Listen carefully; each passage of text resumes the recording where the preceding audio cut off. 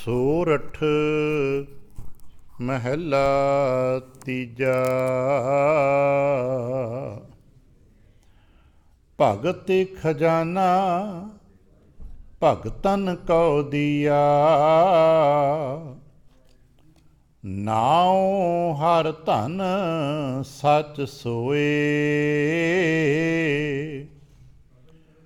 ਅਖੁੱਟ ਨਾਮ ਧਨ ਕਦੇ ਨਿਖੁਟੈ ਨਾਹੀ, ਕਿਨੈ ਨਾ ਕੀਮਤ ਹੋਏ। ਭਗਤਿ ਖਜ਼ਾਨਾ ਭਗਤਨ ਕਉ ਦੀਆ, ਨਾਉ ਹਰ ਧਨ ਸਚ ਸੋਏ। ਅਖੁੱਟ ਨਾਮ ਧਨ ਕਦੇ ਨਿਖੁਟੈ ਨਾਹੀ, ਕਿਨੈ ਨਾ ਕੀਮਤ ਹੋਏ। ਨਾਮ ਧਨ ਮੁਖ ਉਜਲੇ ਹੋਏ, ਹਰ ਪਾਇਆ ਸਚ ਸੋਏ। ਮਨ ਮੇਰੇ ਗੁਰ ਸ਼ਬਦੀ ਹਰ ਪਾਇਆ ਜਾਏ, ਬਿਨ ਸ਼ਬਦੈ ਜਗ ਭੁੱਲਦਾ ਫਿਰਦਾ, ਦਰਗਹ ਮਿਲੈ ਸਜਾਏ। ਰਹਾਉ ਇਸ ਦੇਹੀ ਅੰਦਰ ਪੰਚ ਚੂਰ ਵਸਹਿ, ਕਾਮ ਕ੍ਰੋਧ ਲੋਭ ਮੋਹ ਅਹੰਕਾਰਾ। ਅੰਮ੍ਰਿਤ ਲੂਟਹਿ ਮਨ ਮੁਖ ਨਹੀਂ ਬੂਝਹਿ, ਕੋਈ ਨਾ ਸੁਣੈ ਪੁਕਾਰਾ। ਅੰਧਾ ਜਗਤ ਅੰਧ ਵਰਤਾਰਾ, ਬਾਜ ਗੁਰੂ ਗੁਬਾਰਾ। ਹਉ ਮੈਂ ਮੇਰਾ ਕਰ ਕਰ ਵਿਗੂਤੇ, ਕਿਉ ਚਲੈ ਨਾ ਚਲਦਿਆਂ ਨਾਲ। ਗੁਰਮੁਖ ਹੋਵੈ ਸੋ ਨਾਮ ਧਿਆਵੈ, ਸਦਾ ਹਰ ਨਾਮ ਸੰਭਾਲ। ਸੱਚੀ ਬਾਣੀ ਹਰ ਗੁਣ ਗਾਵੈ, ਨਦਰੀ ਨਦਰ ਨਿਹਾਲ। ਸਤਿਗੁਰ ਗਿਆਨ ਸਦਾ ਘਟ ਚਾਨਣ, ਅਮਰ ਸਿਰ ਬਾਦਸ਼ਾਹ। ਅਨ ਦਿਨ ਭਗਤ ਕਰਹਿ ਦਿਨ ਰਾਤੀ, ਰਾਮ ਨਾਮ ਸਚ ਲਾਹਾ। ਨਾਨਕ ਰਾਮ ਨਾਮ ਨਿਸਤਾਰਾ, ਸ਼ਬਦ ਰਤੇ ਹਰ ਪਾਹਾ। ਅਨ ਦਿਨ ਭਗਤ ਕਰਹਿ ਦਿਨ ਰਾਤੀ, ਰਾਮ ਨਾਮ ਸਚ ਲਾਹਾ। ਨਾਨਕ ਰਾਮ ਨਾਮ ਨਿਸਤਾਰਾ, ਸ਼ਬਦ ਰਤੇ ਹਰ ਪਾਹਾ। ਵਾਹਿਗੁਰੂ ਜੀ ਕਾ ਖਾਲਸਾ, ਵਾਹਿਗੁਰੂ ਜੀ ਕੀ ਫਤਿਹ। ਸਤਿਗੁਰੂ ਪਾਤਸ਼ਾਹ ਸਾਹਿਬ ਜੀ ਦੇ ਪਾਵਨ ਦਰਬਾਰ ਦੀਆਂ ਹਾਜ਼ਰੀਆਂ ਭਰਦਿਆਂ ਗੁਰੂ ਪਾਤਸ਼ਾਹ ਸਾਹਿਬ ਜੀ ਦੇ ਆਪਣੇ ਹੀ ਨਿਜ ਪਾਵਨ ਸਰੂਪ ਸ਼ਬਦ ਨਾਲ ਚਿੱਤ ਲਾ ਕੇ, ਜਦ ਆਪ ਸਾਵਧਾਨ ਤੇ ਇਕਾਗਰ ਚੀਤ ਹੋਏ, ਜੁੜ ਮਿਲ ਬੈਠੇ ਹੋ। ਪਾਤਸ਼ਾਹ ਗੁਰਦੇਵ ਜੀ ਦੀਆਂ ਬੇਅੰਤ ਮਹਿਰਮਤਾਂ ਤੇ ਵਡਿਆਈਆਂ, ਜੋ ਸਤ ਸੰਗਤ ਵਿੱਚ ਸਦਾ ਵਰਤਦੀਆਂ ਨੇ, ਆਪ ਉਹਨਾਂ ਦੇ ਸਾਂਝੀ ਤੇ ਧਾਰਣੀ ਹੋਇਓ। ਕਿਰਪਾਲਤਾ ਕਰਨਾ, ਆਪਣੇ ਨਿਰਮਲ ਹਿਰਦੇ 'ਚੋਂ ਅਰਦਾਸ ਕਰਨਾ, ਜੋ ਗੁਰੂ ਪਾਤਸ਼ਾਹ ਸਾਹਿਬ ਜੀ ਰਹਿਮਤ ਕਰਨ, ਪਾਵਨ ਸ਼ਬਦ ਦੀ ਵਿਚਾਰ, ਬੋਲਣ ਦਾ ਤਾਣ ਅਤੇ ਵਿਚਾਰ ਦਾ ਪ੍ਰਵਾਹ ਬਖਸ਼ਣ। ਇੱਕ ਵਾਰ ਆਸੀਸ ਦਿੰਦਿਆਂ ਅੰਮ੍ਰਿਤ ਦ੍ਰਿਸ਼ਟੀ ਪਾ ਕੇ ਜਪਣਾ ਜੀ ਸਤਨਾਮ ਸ਼੍ਰੀ ਵਾਹਿਗੁਰੂ। ਗਰੀਬ ਨਿਵਾਸ ਘਟ ਘਟ ਕੇ ਵਾਸੀ ਸ਼੍ਰੀ ਅਕਾਲ ਪੁਰਖ ਵਾਹਿਗੁਰੂ ਜੀ ਦਾ ਕੋਟਾਨ ਕੋਟ ਸ਼ੁਕਰਾਨਾ ਹੈ, ਜੋ ਸੱਚੇ ਪਾਤਸ਼ਾਹ ਸਾਹਿਬ ਜੀ ਨੇ ਕਿਰਪਾ ਕੀਤੀ ਹੈ। ਸੰਪੂਰਨ ਰਹਿਣ ਆਪਣੇ ਪਿਆਰ ਤੇ ਭਾਣੇ ਵਿੱਚ ਬਤੀਤ ਕਰਾਈ। ਅੰਮ੍ਰਿਤ ਵੇਲੇ ਦੀ ਜਾਗ ਬਖਸ਼ਿਸ਼ ਕੀਤੀ ਤੇ ਇਸ ਵਕਤ ਆਪਣੇ ਪਾਵਨ ਦਰਬਾਰ ਦੀ ਹਾਜ਼ਰੀ ਭਰਨ ਦਾ ਸੁਭਾਗ ਬਖਸ਼ਿਆ। ਹਰ ਰੋਜ਼ ਦੀ ਤਰ੍ਹਾਂ ਮਹਾਰਾਜ ਦਾ ਅੰਮ੍ਰਿਤਮਈ ਬਖਸ਼ਿਸ਼ ਭਰਿਆ ਦਰ ਖੁੱਲ੍ਹਿਆ। ਸਾਡੇ ਲਈ ਉਪਦੇਸ਼ ਪ੍ਰਾਪਤ ਹੋਇਆ ਅਤੇ ਅੱਜ ਮਹਾਰਾਜ ਜੀ ਨੇ ਇੱਕ ਵਿਸਤਾਰ ਸਹਿਤ ਸਾਡੇ ਨਾਲ ਗੱਲ ਕੀਤੀ ਹੈ। ਲੰਘਦਿਆਂ ਜਾਂਦਿਆਂ ਆਉਂਦਿਆਂ ਇਸ ਪਾਵਨ ਬਚਨ ਨੂੰ ਪੜ੍ਹਨਾ ਸੰਭਵ ਹੋ ਸਕੇ ਤੇ ਘਰ ਜਾ ਕੇ ਇੱਕ ਵਾਰ ਜ਼ਰੂਰ ਚਿੰਤਨ ਕਰਨਾ ਮਹਾਰਾਜ ਕੀ ਕਹਿ ਰਹੇ ਨੇ। ਆਸਾ ਮਨਸਾ ਬੰਧਨੀ ਭਾਈ, ਕਰਮ ਧਰਮ ਬੰਧਕਾਰੀ। ਸਾਡੀਆਂ ਆਸਾਵਾਂ ਹੀ ਸਾਡਾ ਬੰਧਨ ਹੈ। ਅਸੀਂ ਕਹਿੰਦੇ ਹਾਂ ਸਾਡੇ 'ਤੇ ਬੜੇ ਬੰਧਨ ਪਏ ਨੇ, ਸੱਚ ਹੈ ਸਾਡੀਆਂ ਆਸਾਵਾਂ ਹੀ ਸਾਡੇ ਬੰਧਨ ਨੇ। ਅਤੇ ਆਸਾਵਾਂ ਕਿਉਂ ਨੇ? ਕਿਉਂਕਿ ਅਸੀਂ ਲੋੜਵੰਦ ਹਾਂ। ਪਰਿਵਾਰਕ ਲੋੜਾਂ ਨੇ ਅਤੇ ਲੋੜਾਂ ਦੀ ਪੂਰਤੀ ਕਰਨ ਲਈ ਆਸਾਵਾਂ ਨੇ, ਉਹਨਾਂ ਦੇ ਸਦਕੇ ਬੰਧਨ ਹੈ। ਅਸੀਂ ਕਮਜ਼ੋਰ ਅਤੇ ਥੁੜਵਿੱਤੇ ਹਾਂ, ਜੋ ਇਹਨਾਂ ਆਸਾਵਾਂ ਨੂੰ ਪੂਰੀ ਤੌਰ 'ਤੇ ਸਤਿਗੁਰ ਦੇ ਨਾਲ ਨਹੀਂ ਸੰਬੰਧਿਤ ਕਰ ਪਾ ਰਹੇ। ਆਸ 'ਤੇ ਭਰੋਸਾ ਰੱਖਦੇ ਹਾਂ, ਪਰ ਫਿਰ ਵੀ ਕਿਤੇ ਨਾ ਕਿਤੇ ਕਮਜ਼ੋਰੀ ਹੈ। ਸ਼ਾਇਦ ਬਚਨ 'ਤੇ ਬਹੁਤ ਗਹਿਰਾ ਹੈ, ਆਸਾ ਕਰੀਏ ਰਾਮ ਕੀ, ਅਵਰ ਹੈ ਆਸ ਨਿਰਾਸ। ਗੁਰਦੇਵ ਕਿਰਪਾ ਕਰਨ ਸਾਨੂੰ ਬਲ ਮਿਲੇ ਅਤੇ ਅਸੀਂ ਵਾਹਿਗੁਰੂ ਜੀ ਦੀ ਆਸ 'ਤੇ ਟਿਕੀ ਆਪਣਾ ਕਰਮ ਕਰੀਏ।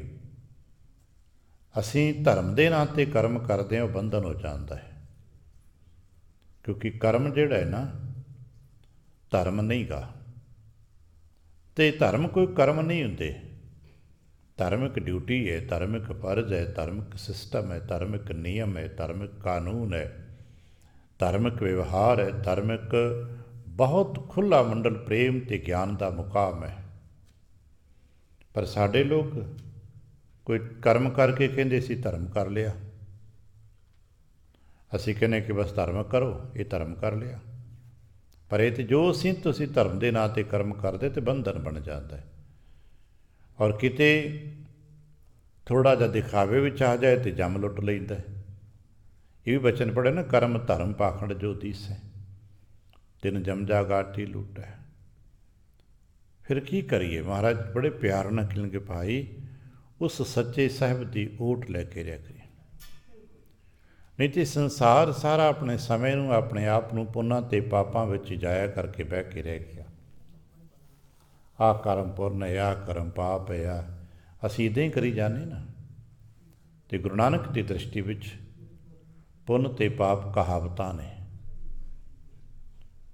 ਹੁਣ ਕੀ ਕਰੀਏ? ਇਸੀ ਗੱਲ ਨੂੰ ਸਮਝਣ ਵਾਸਤੇ ਅਸੀਂ ਲੜੀ ਦੀ ਵਿਚਾਰ ਨੂੰ ਹੌਲੀ ਹੌਲੀ ਸਮਝਣ ਦਾ ਯਤਨ ਕਰਦੇ ਹਾਂ। ਕਿਉਂਕਿ ਲੜੀ ਵਿੱਚ ਚੱਲਣ ਦਾ ਮਤਲਬ ਹੈ ਹੌਲੀ ਹੌਲੀ ਸਮਝਦੇ ਚੱਲੀਏ। ਇੱਕ ਇੱਕ ਸ਼ਬਦ ਨੂੰ 2-2, 3-3, 4-4 ਦਿਨ ਸਮਝੀਏ। ਅਸੀਂ ਕਿਹੜਾ ਲੇਖਾ ਦੇਣਾ ਹੈ ਵੀ ਅਸੀਂ ਨੰਬਰ ਪੂਰੇ ਕਰਨੇ, ਵੀ ਇੰਨੇ ਦਿਨਾਂ 'ਚ ਇੰਨੇ ਅੰਕ ਕਰਨੇ ਆ। ਨਾ ਭਾਈ, ਕੋਸ਼ਿਸ਼ ਕਰੀਏ ਸਮਝ ਆ ਸਕੇ। ਔਰ ਸਮਝਣ ਵਾਸਤੇ ਜੋ ਹੁਣ ਤੱਕ ਮਹਾਰਾਜ ਸਾਨੂੰ ਦੱਸ ਰਹੇ ਨੇ, ਮਨ ਮੇਰੇ ਗੁਰ ਸ਼ਬਦੀ ਹਰ ਪਾਇਆ ਜਾਏ। ਕਿਉਂਕਿ ਵਾਹਿਗੁਰੂ ਜੀ ਦੀ ਜੋ ਆਸ ਹੈ ਨਾ, ਉਹ ਵਾਹਿਗੁਰੂ ਜੀ ਦਾ ਹੀ ਸਰੂਪ ਹੈ। ਜਿੰਨਾ ਚਿਰ ਉਹਦੀ ਬਖਸ਼ਿਸ਼ ਨਹੀਂ ਮਿਲਦੀ, ਉਹਨਾਂ ਚਿਰ ਕੁਛ ਵੀ ਨਹੀਂ ਬਣਨਾ। ਅਤੇ ਉਹਦੇ ਤੱਕ ਪਹੁੰਚਣ ਦੀ ਇੱਕੋ ਇੱਕ ਵਾਇਆ ਹੈ, ਉਹ ਸ਼ਬਦ। ਸ਼ਬਦ ਹੀ ਬਹੁਤ ਵਿਸਤ੍ਰਿਤ ਪੱਖਾਂ ਦੇ ਵਿੱਚ ਵਰਤਿਆ ਜਾਂਦਾ ਹੈ। ਅਸੀਂ ਤਾਂ ਕਦੇ ਕਦੇ ਸੋਚਦੇ ਹਾਂ ਵੀ 2-4 ਤੁਕਾਂ ਪੜ੍ਹਦੀਆਂ ਸਾਂ, ਸ਼ਬਦ ਪੜ੍ਹ ਲਿਆ। ਅਸੀਂ ਇੱਥੇ ਖੜ੍ਹੇ ਹਾਂ। ਸ਼ਬਦ ਦਾ ਬਹੁਤ ਵੱਡਾ ਪਸਾਰਾ ਹੈ। ਐਵੇਂ ਨਹੀਂ ਸ਼ਬਦ ਨੂੰ ਗੁਰੂ ਕਿਹਾ ਗਿਆ। ਆਖਰੀ ਅਰਥਾਂ 'ਚ ਤੇ ਬਹੁਤ ਛੋਟੇ ਜਿਹੇ 2-4 ਲਫ਼ਜ਼ਾਂ ਦੇ ਮਾਇਨੇ ਹੋਣਗੇ। ਅੱਜ ਜੋ ਕੁਝ ਦਿਸਦਾ ਹੈ ਇਹ ਸਭ ਕੁਝ ਸ਼ਬਦ ਦੇ ਵਿੱਚ ਹੈ। ਉਤਪਤ ਪਰਲਵ ਸ਼ਬਦੇ ਹੋਵੈ, ਸ਼ਬਦੈ ਹੀ ਫਿਰ ਉਪਤ ਹੋਵੈ। ਸੰਸਾਰ ਜਿਤਨਾ ਉਤਪੰਨ ਹੋ ਰਿਹਾ ਹੈ, ਸੰਸਾਰ ਜਿਤਨਾ ਵਿਲੀਨ ਹੋ ਰਿਹਾ, ਲੀਨ ਹੋ ਰਿਹਾ, ਸਭ ਸ਼ਬਦ ਦੇ ਸਦਕੇ, ਸ਼ਬਦ ਦੇ ਵਿੱਚ ਹੈ। ਅਤੇ ਫਿਰ ਸ਼ਬਦ ਸਦਕੇ ਫਿਰ ਦੁਬਾਰਾ ਜਨਮ ਲੈ ਰਿਹਾ। ਜਿਵੇਂ ਸਾਗਰਾਂ ਦੇ ਵਿੱਚ ਜਿਨ੍ਹਾਂ ਨੂੰ ਕਿਤੇ ਸਾਗਰਾਂ ਦੇ ਕਿਨਾਰੇ ਖਲੋ ਕੇ ਕੁਝ ਪਲ ਉਹਨਾਂ ਦੀ ਲਹਿਰਾਂ ਨੂੰ ਵੇਖਣ ਦਾ, ਵਿਚਾਰਨ ਦਾ ਵਕਤ ਮਿਲੇ, ਵੇਖੇ ਹੋਣੇ ਕਿੰਨੀਆਂ ਲਹਿਰਾਂ ਸਾਗਰ ਵਿੱਚ ਉੱਠਦੀਆਂ ਨੇ। ਅਸੀਂ ਕਹਿੰਦੇ ਦੇਖੋ ਆਹ ਛੋਟੀ ਲਹਿਰ ਉੱਠੀ, ਵੱਡੀ ਲਹਿਰ ਉੱਠੀ, ਬੁਲਬੁਲਾ ਬਣ ਗਿਆ, ਆਹ ਬਣ ਗਿਆ, ਉਹ ਬਣ ਗਿਆ। ਪਰ ਪਾਣੀ ਹੈ ਨਾ ਸਾਰਾ, ਪਾਣੀ ਦੇ ਹੀ ਰੂਪ ਨੇ। ਪਾਣੀ ਹੈ ਫਿਰ ਪਾਣੀ 'ਚ ਬਣ ਗਿਆ। ਤਾਹੀਂ ਤੇ ਉਪਜ ਸਭ ਤਾਹੀਂ में समाहेंगे, जैसे एक नद के तरंग कोट उठ जाए। ਕਰੋੜਾਂ ਲਹਿਰਾਂ ਉੱਠੀਆਂ ਫਿਰ ਪਾਣੀ ਹੋ ਗਈਆਂ। ਇਸੇ ਤਰ੍ਹਾਂ ਅਸੀਂ ਤੁਸੀਂ ਕਰੋੜਾਂ ਜੀਵ ਆਏ, ਕਰੋੜਾਂ ਪਸ਼ੂ ਪੰਛੀ ਵਸਤੂ ਬਨਸਪਤੀ ਸਭ ਆਈ, ਸਭ ਮਿਲ ਗਈ। ਜਿਹੜਾ ਵਿਗਿਆਨਕ ਹੈ ਉਹ ਕਹਿੰਦਾ ਧਰਤੀ ਤੋਂ ਉਤਪੰਨ ਹੋਏ ਧਰਤੀ ਸਮਾ ਜਾਂਦੇ ਨੇ। ਜੇ ਸਥੂਲ ਵਿਗਿਆਨੀ ਨੇ ਉਹ ਇਸ ਤਰ੍ਹਾਂ ਲੱਭਣ ਦੀ ਕੋਸ਼ਿਸ਼ ਕਰਦੇ ਨੇ ਕਿ ਜਿਤਨੇ ਤਨ ਆਕਾਰ ਨਜ਼ਰ ਆ ਰਹੇ ਨੇ ਇਹ ਸਭ ਧਰਤੀ ਤੋਂ ਬਣੇ ਨੇ ਅਤੇ ਧਰਤੀ ਦੇ ਵਿੱਚ ਸਮਾ ਜਾਣੇ ਨੇ। ਜਿਹੜੇ ਦੂਜੇ ਪੱਧਰ ਦੇ ਲੋਕ ਨੇ ਕਹਿੰਦੇ ਨੇ ਪਵਨ ਤੋਂ ਬਣੇ ਨੇ, ਪਵਨ ਦੇ ਵਿੱਚ ਸਮਾ ਜਾਣੇ ਨੇ। ਸਤਿਗੁਰ ਕਹਿੰਦੇ ਸ਼ਬਦ ਤੋਂ ਬਣੇ ਨੇ, ਸ਼ਬਦ ਵਿੱਚ ਸਮਾ ਜਾਣੇ ਨੇ। ਸ਼ਬਦ ਹੀ ਬਹੁਤ ਵੱਡਾ ਹੈ। ਸ਼ਬਦ ਸਾਡਾ ਜੋ ਬਾਹਰਲਾ ਸਰੂਪ ਹੈ, ਅਸਾਂ ਸ਼ਬਦ ਨੂੰ ਪੜ੍ਹਨਾ ਹੈ, ਸ਼ਬਦ ਨੂੰ ਸੁਣਨਾ ਹੈ, ਸ਼ਬਦ ਨੂੰ ਸਮਝਣਾ ਹੈ, ਮੰਨਣਾ ਹੈ। ਅੰਦਰੂਨੀ ਸਰੂਪ ਜਾਣਨਾ ਹੈ ਕਿ ਸਭ ਕੁਝ ਸ਼ਬਦ ਹੈ। ਇੱਥੇ ਪਸਾਰਾ ਹੀ ਸ਼ਬਦ ਹੈ, ਸ਼ਬਦ ਹੀ ਗੁਰੂ ਹੈ। ਅਤੇ ਸ਼ਬਦ ਵਿੱਚ ਅਸਾਂ ਨੇ ਹੌਲੀ ਹੌਲੀ ਯਤਨ ਕਰੀਏ, ਅਭਿਆਸ ਕਰੀਏ ਚੁੱਪ ਦਾ। ਬੋਲਣਾ ਬੋਲ ਆਪਣੇ ਘਟਾ ਦਈਏ। ਜਦੋਂ ਕਿਤੇ ਨਿਜ ਬੈਠੇ ਹੋਈ ਉਦੋਂ ਹੀ ਸਹੀ। ਫਿਰ ਕਿਤੇ ਹੌਲੀ ਹੌਲੀ ਇਸ ਸ਼ਬਦ ਦਾ ਭਾਵ, ਸ਼ਬਦ ਦੀ ਵਿਆਖਿਆ ਜੋ ਹੈ ਉਹ ਸਮਝ ਆਉਣ ਲੱਗ ਪੈਂਦੀ ਹੈ। ਕੱਲ੍ਹ ਅਸੀਂ ਵਾਚ ਰਹੇ ਸਾਂ, ਸੰਸਾਰ ਦੇ ਵਿੱਚ ਸਾਡੇ 'ਚੋਂ ਹਰ ਕੋਈ ਜੀ ਮੈਂ ਮੇਰੀ ਕਰਕੇ ਹਉ ਮੈਂ ਮੇਰਾ ਕਰ ਕਰ ਵਿਗੁੱਤੇ ਆਪਣੇ ਆਪ ਨੂੰ ਖੁਆਰ ਕਰ ਰਹੇ ਹਾਂ। ਗੁਰੂ ਨਾਨਕ ਸਾਹਿਬ ਜੀ ਦੀ ਉਹ ਗਾਥਾ ਨਿੱਕੀ ਜਿਹੀ ਬੜੀ ਪਿਆਰੀ ਲੱਗਦੀ ਨਾ, ਜਦੋਂ ਗੁਰੂ ਨਾਨਕ ਸਾਹਿਬ ਜੀ 13 ਤੋਲ ਕੇ ਛਾਬੇ ਪਾਈ ਜਾਂਦੇ ਨੇ ਅਤੇ ਉਸ ਸਾਧੂ ਨੇ ਕਿਹਾ ਬਾਬਾ ਇੱਦਾਂ ਤਾਂ ਲੁੱਟਿਆ ਜਾਏਗਾ, ਜਿੱਦਾਂ ਤੂੰ ਮੇਰੇ ਤੱਪੜ ਵਿੱਚ ਸਭ ਕੁਝ ਪਾਈ ਜਾ ਰਿਹਾ ਹਿਸਾਬ ਨਹੀਂ ਕਰ ਰਿਹਾ ਅਤੇ ਹਟਵਾਣੀਆਂ ਕਦ ਤੱਕ ਭਰੇਗਾ, ਤੂੰ ਤਾਂ ਲੁੱਟਿਆ ਜਾਏਗਾ, ਤੇਰਾ ਸਭ ਕੁਝ ਮੁੱਕ ਜਾਏਗਾ, ਉਜਾੜਾ ਹੋ ਜਾਏਗਾ। ਸਤਿਗੁਰੂ ਕਹਿਣ ਲੱਗੇ ਨਹੀਂ ਬਾਬਾ, ਅਗਰ ਕੋਈ ਲੁੱਟਿਆ ਗਿਆ ਤਾਂ ਮੇਰਾ ਕਰਕੇ ਲੁੱਟਿਆ ਗਿਆ, ਅਗਰ ਕੋਈ ਉਜੜਿਆ ਤਾਂ ਮੇਰਾ ਕਰਕੇ ਉਜੜਿਆ। ਤੇਰਾ ਕਰਕੇ ਥੋੜ੍ਹਾ ਕੁ ਉਜੜਦਾ ਹੈ ਹੀ ਸਭ ਕੁਝ ਤੇਰਾ। ਉਹ ਦੇ ਰਹੇ, ਭੰਡਾਰ ਭਰ ਰਹੇ ਨੇ। ਔਰ ਅਸਾਂ ਵੇਖਿਆ ਗੁਰੂ ਨਾਨਕ ਬਾਬਾ ਜੀ ਦੇ ਭੰਡਾਰ ਖੁੱਲ੍ਹੇ। ਇੱਕ ਦਿਨ ਉਹ ਵੀ ਆਇਆ, ਸਭ ਨੂੰ ਕਹਿ ਤਾ ਜਿੰਨਾ ਜਿਸ ਨੂੰ ਜੋ ਚਾਹੀਦਾ ਭਰ ਕੇ ਲੈ ਜਾਓ, ਬੰਨ੍ਹ ਕੇ ਲੈ ਜਾਓ। ਸਰਕਾਰ ਨੇ ਵੇਖਿਆ ਇਹਨਾਂ ਤਾਂ ਸਭ ਲੁੱਟਿਆ ਗਿਆ ਹੋਣਾ, ਉਜੜ ਗਿਆ ਹੋਣਾ ਸਭ ਕੁਛ। ਉਹਨੇ ਸਰਕਾਰੀ ਤਾਲਾ ਲਵਾ ਦਿੱਤਾ ਹੈ। 2-4 ਦਿਨ ਬਾਅਦ ਸਰਕਾਰੀ ਤਾਲਾ ਮਹਾਰਾਜਾ ਨੇ ਖਲੋਇਆ, ਕਹਿੰਦੇ ਹਿਸਾਬ ਕਰਨਾ ਵੀ ਤੁਸੀਂ ਤਾਂ ਬਹੁਤ ਲੁਟਾ ਦਿੱਤਾ ਹੈ। ਅਤੇ ਜਦੋਂ ਵੰਡਿਆ ਗਿਆ, ਜੋੜਿਆ ਗਿਆ, ਘਟਾਇਆ ਗਿਆ, ਹਿਸਾਬ ਕੀਤਾ ਗਿਆ, ਫਿਰ ਸਤਿਗੁਰੂ ਨਾਨਕ ਦੇ ਪੈਸੇ ਵੱਧ, ਸਟਾਕ ਵੀ ਪੂਰਾ ਅਤੇ ਪੈਸੇ ਵੀ ਵੱਧ। ਅੱਜ ਤੱਕ ਸਾਖੀ 'ਚ ਪੜ੍ਹਦੇ ਨਾ 760 ਰੁਪਏ ਉਸ ਵਕਤ ਸਟਾਕ ਪੂਰਾ ਕਰਨ ਤੋਂ ਬਾਅਦ ਵਿੱਚ ਵੀ ਨਿਕਲ ਆਉਂਦੇ ਨੇ, ਕਿਉਂਕਿ ਉਹ ਦਿਨ ਚੜ੍ਹੇ ਸਵਾਇਆ ਨਾਨਕ ਹੋਤ ਨਾ ਘਾਟ। ਗੁਰੂਦੇਵ ਕਿਰਪਾ ਕਰਨ ਅਸੀਂ ਇਸ ਰਸ ਨੂੰ ਮਾਣ ਸਕੀਏ, ਇਸ ਰਹੱਸ ਨੂੰ ਛੂਹ ਸਕੀਏ, ਸਾਨੂੰ ਵੀ ਕਿਤੇ ਬਰਕਤਾਂ ਪ੍ਰਾਪਤ ਹੋਣ। ਪਰ ਉਹਦੇ ਵਾਸਤੇ ਸਾਨੂੰ ਇਹ ਕਰਨਾ ਪੈਣਾ ਨਾ, ਬਦਲਣਾ ਪੈਣਾ ਮੇਰੇ ਨੂੰ ਤੇਰੇ ਦੇ ਵਿੱਚ। ਅਸੀਂ ਸਭ ਕੁਝ ਕਿਨੇ ਮੇਰਾ ਪਰਿਵਾਰ, ਮੇਰਾ ਘਰ, ਮੈਂ ਕਥਾ ਕਰਦਾ, ਮੈਂ ਸੁਣਦਾ ਨਹੀਂ ਕਹਿ ਸਕੀ। ਤੂੰ ਹੀ ਬੋਲਦਾ ਹੈ, ਤੂੰ ਹੀ ਸੁਣਦਾ ਹੈ। ਤੇਰੇ ਸਦਕੇ ਬੋਲਿਆ ਜਾ ਰਿਹਾ, ਤੇਰੇ ਸਦਕੇ ਸੁਣਿਆ ਜਾ ਰਿਹਾ। ਸਭ ਕਿਛ ਤੂੰ ਹੈ ਮੇਰੇ ਪਿਆਰੇ, ਤੇਰੀ ਕੁਦਰਤ ਕਉ ਬਲ ਜਾਈ ਜੋ ਜਬ ਹਮ ਹੋਤੇ। ਜਦੋਂ ਤੱਕ ਮੈਂ ਬੋਲਦਾ ਹਾਂ ਤੂੰ ਨਹੀਂ ਆਉਂਦਾ, ਜਬ ਹਮ ਹੋਤੇ ਤਬ ਤੂੰ ਨਹੀਂ, ਅਬ ਤੂੰ ਹੀ ਮੈਂ ਨਹੀਂ। ਔਰ ਇਸ ਮੁਕਾਮ 'ਤੇ ਪਹੁੰਚਣ ਦਾ ਕੱਲ੍ਹ ਸਾਨੂੰ ਸੂਤਰਾਤਮਕ ਪੱਖ ਮਿਲਿਆ ਸੀ। ਸੱਚੀ ਬਾਣੀ ਹਰ ਗੁਣ ਗਾਵੈ, ਨਦਰੀ ਨਦਰ ਨਿਹਾਲ। ਸੱਚੀ ਬਾਣੀ ਦੇ ਸਦਕੇ ਹੀ ਅਸਾਂ ਇਸ ਮੁਕਾਮ 'ਤੇ ਪਹੁੰਚਣਾ ਹੈ। ਇਸੇ ਕਰਕੇ ਬਾਣੀ ਗੁਰੂ ਸਾਨੂੰ ਦੱਸਿਆ ਗਿਆ ਨਾ, ਬਾਣੀ ਗੁਰੂ ਹੈ ਬਾਣੀ, ਵਿੱਚ ਬਾਣੀ ਅੰਮ੍ਰਿਤ ਸਾਰੇ। ਬਾਣੀ ਵਿੱਚ ਅੰਮ੍ਰਿਤ ਕਿਵੇਂ? ਸੰਪੂਰਨ ਬਾਣੀ ਸ਼ਬਦ ਸਰੂਪ ਹੈ ਨਾ, ਅਤੇ ਸੰਪੂਰਨ ਸ਼ਬਦ ਗਿਆਨ ਸਰੂਪ ਹੈ। ਗਿਆਨ ਦੇ ਵਿੱਚ ਅੰਮ੍ਰਿਤ ਹੁੰਦਾ ਹੈ। ਜੇ ਹੋਰ ਬਾਰੀਕ ਸਮਝਣਾ ਹੋਵੇ, ਸੰਪੂਰਨ ਬਾਣੀ ਸ਼ਬਦ ਸਰੂਪ ਹੈ, ਸੰਪੂਰਨ ਸ਼ਬਦ ਗਿਆਨ ਸਰੂਪ ਹੈ, ਅਤੇ ਜਿਤਨਾ ਵੀ ਗਿਆਨ ਹੈ ਉਹ ਵਿਚਾਰ ਸਰੂਪ ਹੁੰਦਾ ਹੈ, ਅਤੇ ਵਿਚਾਰ ਦੇ ਵਿੱਚ ਅੰਮ੍ਰਿਤ ਹੁੰਦਾ ਹੈ। ਜੇ ਤਰਨਾ ਵਿਚਾਰ ਦੇ ਵਿੱਚ ਹੀ ਜ਼ਹਿਰ ਹੁੰਦਾ ਹੈ। ਜ਼ਹਿਰ ਵੀ ਵਿਚਾਰ ਵਿੱਚ ਹੁੰਦਾ ਹੈ ਅਤੇ ਅੰਮ੍ਰਿਤ ਵੀ ਵਿਚਾਰ ਵਿੱਚ ਹੁੰਦਾ ਹੈ। ਆਹ ਜ਼ਹਿਰ ਅਤੇ ਅੰਮ੍ਰਿਤ ਵਿਚਾਰਾਂ ਵਿੱਚ ਹੈ। ਕਿਸੇ ਦੇ ਮਨ ਵਿੱਚ ਜ਼ਹਿਰ ਹੈ, ਕਿਸੇ ਦੇ ਮਨ ਵਿੱਚ ਅੰਮ੍ਰਿਤ ਹੈ। ਅਤੇ ਮਨ ਵਿੱਚ ਕੀ ਹੈ? ਵਿਚਾਰਾਂ 'ਤੇ ਹੈ ਨੇ, ਹੋਰ ਕੀ ਹੈ? ਫੁਰਨੇ 'ਤੇ ਨੇ, ਸੰਕਲਪ 'ਤੇ ਨੇ, ਕਿਸੇ ਦੇ ਜ਼ਹਿਰੀਲੇ ਨੇ, ਕਿਸੇ ਦੇ ਅੰਮ੍ਰਿਤਮਈ ਨੇ।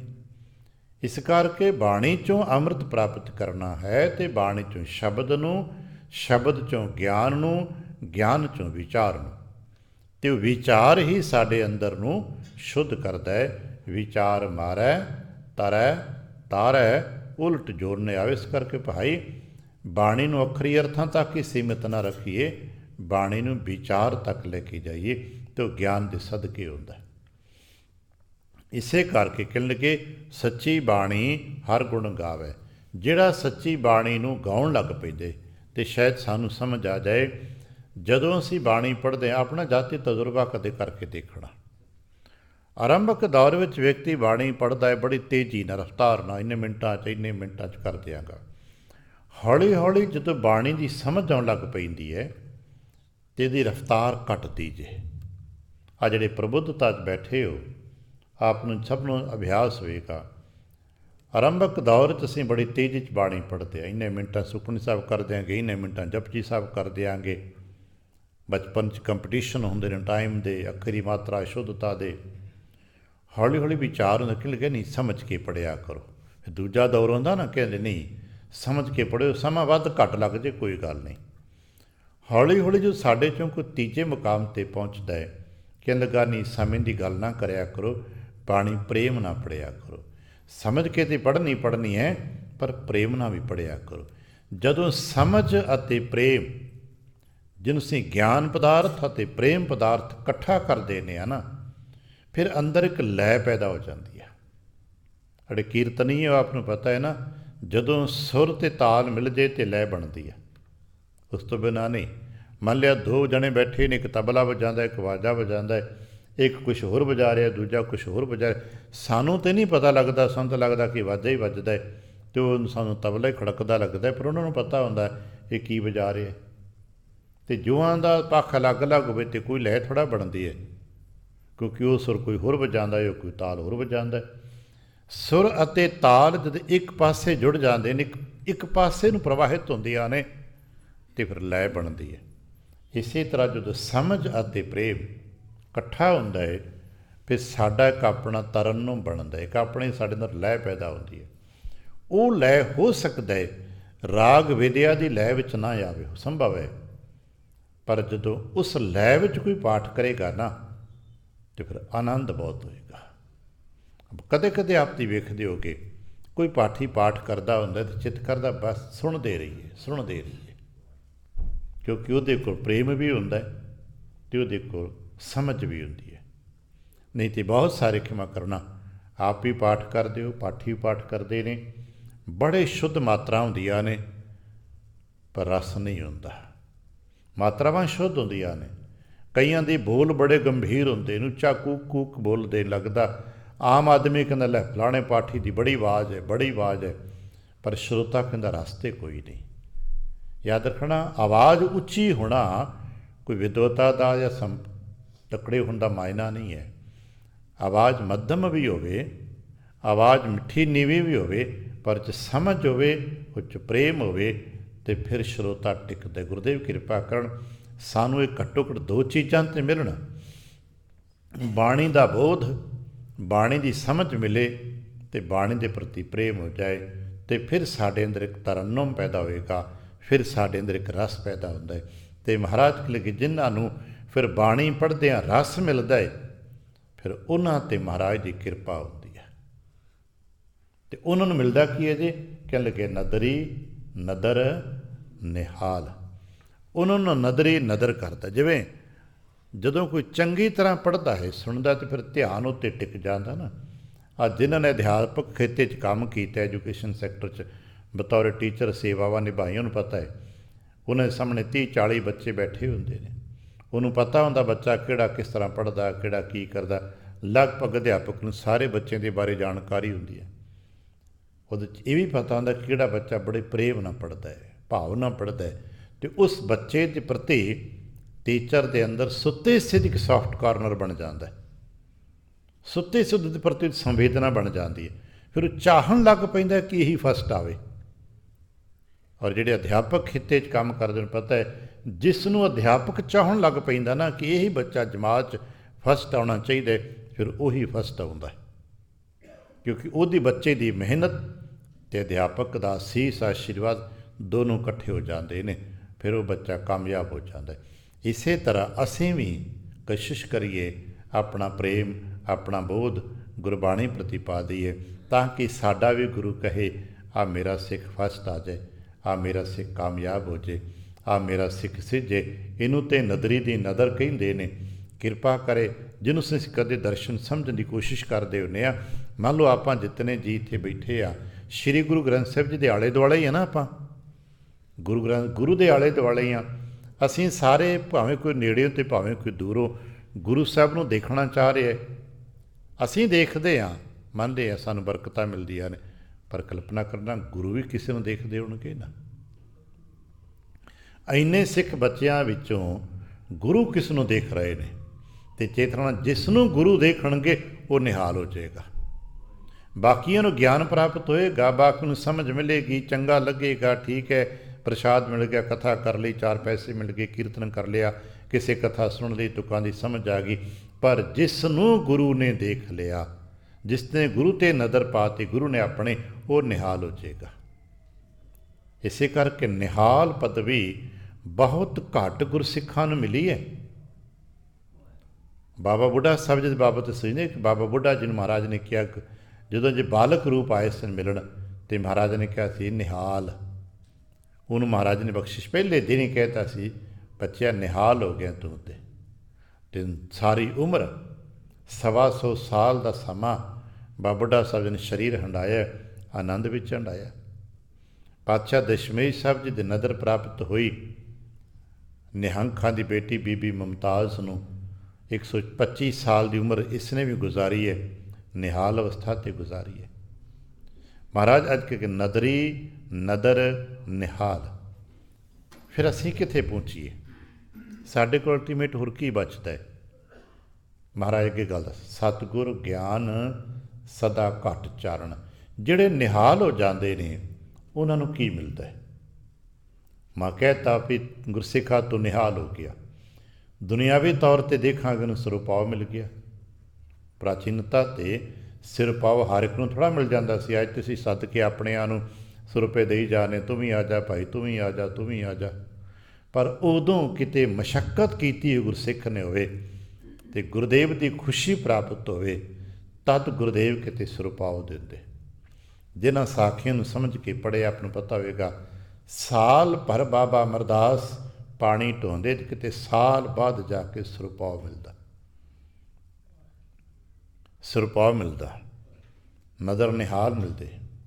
उन्होंने मिलता की, असीं तो कपड़ा ही देखते ना कि गल गल कपड़ा पाता, नहीं। सतगुरु कहन लगे सतगुर ज्ञान, उन्होंने मिलता है सतगुरु का ज्ञान। असीं सोचते सतगुरु के ज्ञान भी सतगुरु के बाबत ਸਤਿਗੁਰੂ ਦੇ ਬਾਰੇ ਗਿਆਨ, ਸਤਿਗੁਰੂ ਦਾ ਗਿਆਨ ਨਹੀਂ ਜੇ। ਸਤਿਗੁਰੂ ਸਾਹਿਬ ਦੇ ਮਾਤਾ ਪਿਤਾ ਕਿਹੜੇ ਨੇ, ਸਤਿਗੁਰੂ ਸਾਹਿਬ ਦਾ ਕਿੱਥੇ ਪ੍ਰਕਾਸ਼ ਹੋਇਆ, ਸਤਿਗੁਰੂ ਸਾਹਿਬ ਜੀ ਕਿੱਥੇ ਕਿੱਥੇ ਗਏ, ਅਸੀਂ ਇਹਨਾਂ ਨੂੰ ਗਿਆਨੀ ਕਹੀ ਜਾਂਦੇ ਹਾਂ। ਜਿਹੜੇ ਇਸ ਤਰ੍ਹਾਂ ਦੋ ਚਾਰ ਗੱਲਾਂ ਅਸੀਂ ਵੱਧ ਘੱਟ ਸੁਣਨ, ਫਿਰ ਬੜਾ ਬੰਦਾ ਗਿਆਨੀ ਜੀ। ਜਦ ਸੁਣਾ ਇਹ ਤਾਂ ਕੰਪਿਊਟਰ ਤੁਹਾਡੇ ਮੋਬਾਈਲ 'ਚ ਪਿਆ ਹੋਏ, 4 ਬਟਨ ਦਬਾ ਲਓ, ਸਾਰੀ ਹਿਸਟਰੀ ਸਾਡੇ ਸਾਹਮਣੇ ਆ ਜਾਂਦੀ ਹੈ, ਜਿਹੜੀ ਭਾਸ਼ਾ 'ਚ ਮਰਜ਼ੀ ਦੇਖ ਲਓ। ਇਹ ਗੱਲਾਂ ਗਿਆਨ ਦੀਆਂ ਨਹੀਂ ਕਿ ਜਾਣਕਾਰੀ ਠੀਕ ਭਲੀ ਹੈ। ਸਤਿਗੁਰੂ ਦੇ ਬਾਬਤ ਜਾਣ ਲੈਣਾ ਕਿ ਸਤਿਗੁਰੂ ਗੁਰੂ ਨਾਨਕ ਸਾਹਿਬ ਜੀ ਨੇ ਕਿੰਨੇ ਯਾਤਰਾਵਾਂ ਕੀਤੀਆਂ, ਕਿੰਨੇ ਮੀਲ ਗਏ, ਮਾਤਾ ਪਿਤਾ ਭੈਣ ਭਰਾ ਧੀਆਂ ਪੁੱਤਰਾਂ ਦੇ ਬਾਬਤ ਜਾਣ ਲੈਣਾ ਸਤਿਗੁਰੂ ਦਾ ਗਿਆਨ ਨਹੀਂ ਆ। ਸਤਿਗੁਰੂ ਦਾ ਗਿਆਨ ਹੈ ਸਤਿਗੁਰੂ ਦਾ ਪ੍ਰੇਮ, ਸਤਿਗੁਰੂ ਦਾ ਆਨੰਦ, ਸਤਿਗੁਰੂ ਦਾ ਵਡੱਪਣ ਜਦੋਂ ਗੁਰਸਿੱਖ ਦੇ ਹਿਰਦੇ ਵਿੱਚ ਆਉਣ ਲੱਗ ਪੈਂਦਾ ਹੈ। ਸਤਿਗੁਰੂ ਦਾ ਗਿਆਨ ਜਿਸ ਸਿੱਖ ਨੂੰ ਪ੍ਰਾਪਤ ਹੁੰਦਾ ਹੈ, ਉਸ ਸਿੱਖ ਦਾ ਹਿਰਦਾ ਵੀ ਸਤਿਗੁਰੂ ਵਰਗਾ ਵਿਸ਼ਾਲ ਹੋਣ ਲੱਗ ਪੈਂਦਾ ਹੈ। ਉਹ ਕਹਿ ਸਕਦਾ ਬਿਸਰ ਗਈ ਸਭ ਤਾਤ ਪਰਾਈ, ਨਾ ਕੋ ਬੈਰੀ ਨਹੀਂ ਬੇਗਾਨਾ, ਸਕਲ ਸੰਗ ਹਮਕਾ ਬਣਿਆਈ। ਪੁੱਛਿਆ ਭਾਈ ਤੈਨੂੰ ਕਿੱਥੋਂ ਮਿਲ ਗਿਆ? ਕਹਿਣ ਲੱਗੇ ਜਬ ਤੇ ਸਾਧ ਸੰਗਤ ਮੋਹਿ ਪਾਈ। ਜਦੋਂ ਤੋਂ ਮੈਂ ਸਾਧ ਸੰਗਤ ਪ੍ਰਾਪਤ ਕੀਤੀ ਹੈ, ਸਾਧ ਸੰਗਤ ਵਿੱਚੋਂ ਮੈਨੂੰ ਗੁਰੂ ਕਾ ਗਿਆਨ ਮਿਲਿਆ। ਅਤੇ ਗੁਰੂ ਕਾ ਗਿਆਨ ਇਹ ਕਹਿੰਦਾ ਹੈ ਕਿ ਕੋਈ ਬੇਗਾਨਾ ਨਹੀਂ ਗਾ। ਗੁਰੂ ਕਾ ਗਿਆਨ ਇਹ ਕਹਿੰਦਾ ਕਿ ਕੋਈ ਦੂਸਰਾ ਨਹੀਂ ਗਾ। ਅਤੇ ਸਾਡਾ ਤੁਹਾਡਾ ਗਿਆਨ ਕੀ ਕਹਿੰਦਾ? ਇਹ ਵੀ ਬੇਗਾਨਾ ਹੈ, ਇਹ ਵੀ ਬੇਗਾਨਾ ਹੈ। ਸਤਿਗੁਰੂ ਦਾ ਗਿਆਨ ਫਿਰ ਉਸ ਗੁਰਸਿੱਖ ਦੇ ਹਿਰਦੇ 'ਚ ਵਸ ਜਾਂਦਾ ਹੈ। ਸਤਿਗੁਰ ਗਿਆਨ ਸਦਾ ਘਟ ਚਾਨਣ। ਸਤਿਗੁਰੂ ਦੇ ਗਿਆਨ ਦੇ ਸਦਕੇ ਉਸ ਸਿੱਖ ਦੇ ਘਟ ਕਹਿੰਦੇ ਚਿੱਤ ਨੂੰ, ਹਿਰਦੇ ਨੂੰ ਉਹ 'ਚ ਚਾਨਣ ਹੋ ਜਾਂਦਾ, ਪ੍ਰਕਾਸ਼ ਹੋ ਜਾਂਦਾ। ਫਿਰ ਉਸ ਗੁਰਸਿੱਖ ਦੇ ਹਿਰਦੇ 'ਚ ਸਤਿਗੁਰੂ ਦੇ ਗਿਆਨ ਦਾ ਪ੍ਰਕਾਸ਼ ਹੋ ਜਾਂਦਾ ਹੈ। ਅਤੇ ਜਿੱਥੇ ਸਤਿਗੁਰੂ ਦੇ ਗਿਆਨ ਦਾ ਪ੍ਰਕਾਸ਼ ਹੋ ਜਾਂਦਾ, ਉੱਥੇ ਕਿਸੇ ਪ੍ਰਕਾਰ ਦਾ ਫਿਰ ਕੋਈ ਵਿਕਾਰਾਂ ਦਾ ਅੰਧਕਾਰ ਨਹੀਂ ਰਹਿ ਜਾਂਦਾ। ਈਰਖਾ, ਨਿੰਦਾ, ਚੁਗਲੀ ਦੇ ਅੰਧਕਾਰ ਨਹੀਂ ਰਹਿ ਜਾਂਦੇ। ਫਿਰ ਦਿਨ ਚਿੱਟੇ ਦਿਨ ਵਰਗਾ ਚੜ੍ਹ ਜਾਂਦਾ।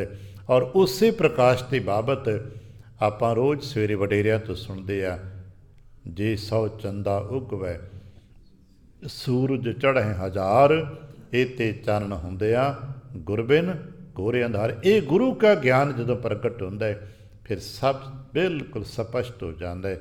ਫਿਰ ਮੇਰ ਤੇਰ ਮਿਟ ਜਾਂਦਾ ਹੈ, ਈਰਖਾ ਨਿੰਦਾ ਚੁਗਲੀ ਮਿਟ ਜਾਂਦੀਆਂ ਨੇ। ਫਿਰ ਉਸ ਦੀ ਅਵਸਥਾ ਕਿਤਨੀ ਉੱਚੀ ਹੁੰਦੀ ਹੈ। ਜਿਨ੍ਹਾਂ ਦੇ ਅੰਦਰ ਇਹ ਬਰਕਤਾਂ ਵਰਤਣ ਲੱਗ ਪੈਂਦੀਆਂ ਨੇ, ਫਿਰ ਉਹਨਾਂ ਦਾ ਸਰੂਪ ਮੰਡਲ, ਅੱਜ ਕੱਲ੍ਹ ਆਪਾਂ ਸਟੇਟਸ ਕਹਿ ਸਕਦੇ ਹਾਂ, ਫਿਰ ਉਹਨਾਂ ਦਾ ਸਟੇਟਸ ਕਿਤਨਾ ਉੱਚਾ ਹੋ ਜਾਂਦਾ ਹੈ। ਕਹਿ ਲਗੇ ਜਦੋਂ ਮਹਾਰਾਜ ਕਿਰਪਾ ਕਰਦੇ ਨਾ ਜਿਨ੍ਹਾਂ ਪਿਆਰਿਆਂ 'ਤੇ, ਫਿਰ ਉਹਨਾਂ ਦਾ ਹੁਕਮ ਬਾਦਸ਼ਾਹਾਂ ਦੇ ਸਿਰ 'ਤੇ ਹੋ ਜਾਂਦਾ। ਨਹੀਂ ਤਾਂ ਦੁਨੀਆ ਦੇ ਉੱਤੇ ਬਾਦਸ਼ਾਹਾਂ ਦਾ ਹੁਕਮ ਚੱਲਦਾ ਹੈ। ਪਰ ਚੇਤਾ ਰੱਖਣਾ, ਐਸੇ ਭਗਤਾਂ ਗੁਰਮੁਖ ਪਿਆਰਿਆਂ ਦੇ ਅਧੀਨ ਬਾਦਸ਼ਾਹ ਹੁੰਦੇ ਨੇ। ਬਾਦਸ਼ਾਹ ਵੀ ਐਸੇ ਭਗਤਾਂ ਨੂੰ ਮੱਥਾ ਟੇਕਦੇ ਨੇ। ਸਾਡੇ ਵਿਚਾਰਕਾਂ ਦਾ ਇੱਥੇ ਥੋੜ੍ਹਾ ਥੋੜ੍ਹਾ ਅਲੱਗ-ਅਲੱਗ ਪੱਖ ਨਾਲ ਸਮਝਾਉਣ ਦੀ ਹਰ ਇੱਕ ਨੇ ਕੋਸ਼ਿਸ਼ ਕੀਤੀ ਹੈ, ਕੋਈ ਆਪਣੇ ਤਰੀਕੇ ਨਾਲ, ਕਿਉਂਕਿ ਇੱਕ ਪੱਖ ਹੀ ਐਸਾ ਹੈ ਜਿਸ ਨੂੰ ਜਿਤਨੀ ਸਮਝ ਆ ਜਾਂਦੀ ਉਤਨੀ ਇੱਕ ਦੂਜੇ ਨੇ ਸਾਂਝੀ ਕਰ ਲਈ ਜਾਂਦੀ ਹੈ। ਕਿਉਂਕਿ ਕਹਿੰਦੇ ਨੇ ਕਿ ਜਦੋਂ ਗੁਰੂ ਕਾ ਗਿਆਨ, ਗੁਰੂ ਕਾ ਪਿਆਰ ਕਿਸੇ ਗੁਰਸਿੱਖ ਦੇ ਹਿਰਦੇ 'ਚ ਵਰਤਣ ਲੱਗ ਪੈਂਦਾ ਹੈ ਨਾ, ਅਤੇ ਪਤਾ ਲੱਗ ਜਾਂਦਾ ਹੈ ਵੀ ਗੁਰੂ ਕਾ ਹੁਕਮ ਹੀ ਸਾਰੇ ਬਾਦਸ਼ਾਹਾਂ 'ਤੇ ਵਰਤ ਰਿਹਾ ਹੈ। ਆਹ ਜਿਤਨੀ ਸੰਸਾਰ ਦੀ ਬਾਦਸ਼ਾਹੀਅਤ ਹੈ, ਇਹ ਸਾਰੀ ਉਸੇ ਹੁਕਮ ਦੇ ਅਧੀਨ ਹੈ। ਪਰ ਹੋਰ ਅੱਗੇ ਚਲੇ ਜਾਂਦੇ, ਫਿਰ ਕਹਿਣ ਲੱਗੇ ਕਿਉਂਕਿ ਉਹ ਬਾਦਸ਼ਾਹ ਸਮਝ ਪਾਏ ਕਿ ਨਹੀਂ, ਬਸ ਗੁਰਸ ਭਗਤ ਪਿਆਰੇ ਗੁਰਮੁਖ ਦੇ। ਕਿਉਂਕਿ ਭਗਤ ਨੂੰ ਭਗਤੀ ਦਾ ਖਜ਼ਾਨਾ ਮਿਲਿਆ ਨਾ, ਅਤੇ ਭਗਤੀ ਦਾ ਖਜ਼ਾਨਾ ਪ੍ਰੇਮ ਦਾ ਪ੍ਰਕਾਸ਼ ਹੀ 'ਤੇ ਹੈ। ਇਹ ਭਗਤੀ ਦਾ ਖਜ਼ਾਨਾ ਆਨੰਦ ਦਾ ਹੀ 'ਤੇ ਹੈ। ਇਹ ਭਗਤੀ ਦਾ ਖਜ਼ਾਨਾ ਉਸ ਵਿਸਤ੍ਰਿਤ ਕਰਤਾ ਪੁਰਖ ਦੇ ਬ੍ਰਹਮੰਡੀ ਪਸਾਰੇ ਦੇ ਪ੍ਰੇਮ ਦਾ ਹੀ 'ਤੇ ਹੈ। ਅਤੇ ਫਿਰ ਰਾਜੇ ਮਹਾਰਾਜੇ ਉਸ ਤੋਂ ਬਾਹਰ ਥੋੜ੍ਹਾ ਨੇ। ਫਿਰ ਜਦੋਂ ਖਜ਼ਾਨਾ ਮਿਲ ਗਿਆ, ਫਿਰ ਦੁਨੀਆ ਭਰ ਦੇ ਲੋਕ ਭਗਤਾਂ ਦੇ ਕੋਲ ਆ ਬੈਠਦੇ ਨੇ। ਔਰ ਐਸੇ ਸਾਖੀਆਂ 'ਚ ਬੜੇ ਸੋਹਣੇ ਨਾਮ, ਵੱਡੇ ਵੱਡੇ ਰਾਜੇ ਮਹਾਰਾਜੇ ਵੀ ਐਸੇ ਗੁਰਮੁਖਾਂ ਭਗਤਾਂ ਦੇ ਅੱਗੇ ਮੱਥਾ ਟੇਕਦੇ ਰਹੇ ਨੇ। ਅਸੀਂ ਸੁਣਿਆ, ਭਾਵੇਂ ਅਸੀਂ ਅਨਮਤਾਂ 'ਚ ਜਾ ਕੇ ਦੇਖੀਏ, ਸ਼ਾਹਜਹਾਨ ਵਰਗੇ ਬਾਦਸ਼ਾਹ ਵੀ ਸਾਈਂ ਮੀਆਂ ਮੀਰ ਦੇ ਅੱਗੇ ਬੋਰੀਆਂ 'ਤੇ ਬੈਠਦੇ ਨਜ਼ਰ ਆਉਂਦੇ ਨੇ। ਬਹੁਤ ਵੱਡੇ ਬਾਦਸ਼ਾਹ ਆਪਣੇ ਆਪ ਨੂੰ ਸ਼ਿਵਾਜੀ ਮਰਾਠਾ ਵਰਗੇ ਪ੍ਰਬੁੱਧ ਵਿਆਚਾਰੇ ਵੀ ਸਮਰੱਥ ਗੁਰੂ ਰਾਮਦਾਸ ਉਹਨਾਂ ਦੇ ਹੋਏ ਨੇ, ਉਹਨਾਂ ਦੇ ਚਰਨਾਂ 'ਤੇ ਮੱਥਾ ਟੇਕਦੇ ਨਜ਼ਰ ਆਉਂਦੇ ਨੇ।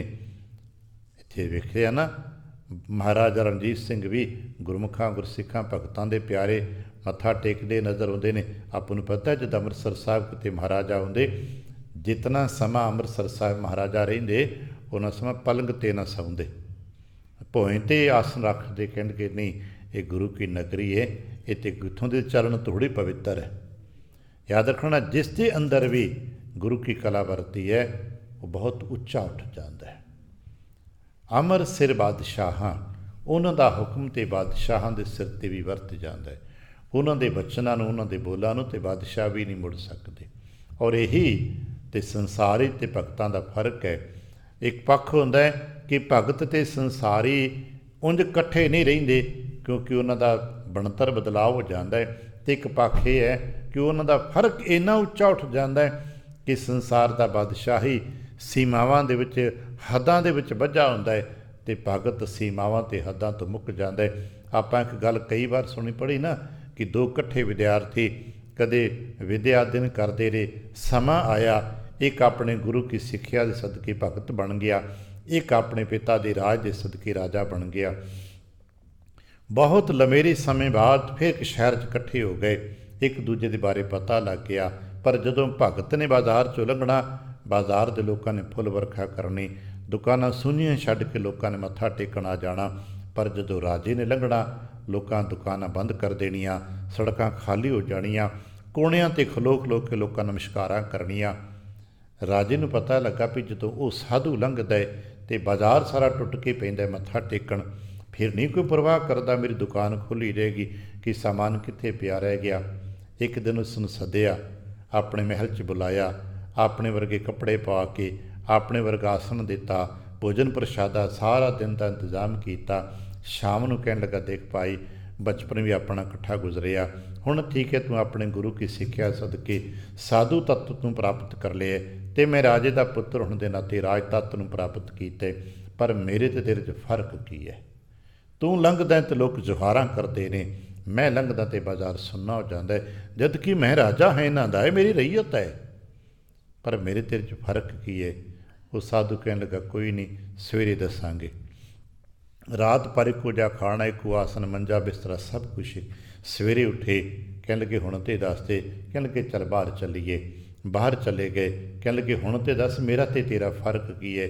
ਸ਼ਹਿਰ 'ਚੋਂ ਲੰਘ ਗਏ, ਬਾਜ਼ਾਰ ਲੰਘ ਗਏ, ਬਿਲਕੁਲ ਬਾਹਰ ਖੇਤਾਂ ਚਲੇ ਗਏ। ਰਾਜਾ ਕਹਿੰਦਾ ਲੱਗਾ ਹੁਣ ਤੇ ਦੱਸ ਦੇ। ਕਹਿਣ ਲੱਗਾ ਨਹੀਂ ਥੋੜ੍ਹਾ ਜਿਹਾ ਹੋਰ ਅੱਗੇ ਚੱਲਦੇ ਆ, ਹੁਣ ਦੱਸ ਦੇ। ਤੁਰਦੇ ਤੁਰਦੇ ਤੁਰਦੇ ਤੁਰਦੇ ਸ਼ਹਿਰ ਤੋਂ ਕਾਫੀ ਦੂਰ ਚਲੇ ਗਏ, ਇੱਕ ਨਦੀ ਦੇ ਕਿਨਾਰੇ ਆ ਗਏ।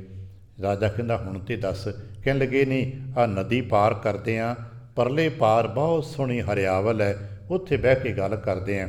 ਰਾਜਾ ਕਹਿਣ ਲੱਗਾ ਨਹੀਂ ਮੈਂ ਨਦੀਓਂ ਪਾਰ ਨਹੀਂ ਜਾ ਸਕਦਾ। ਆਖੇ ਕਿਉਂ?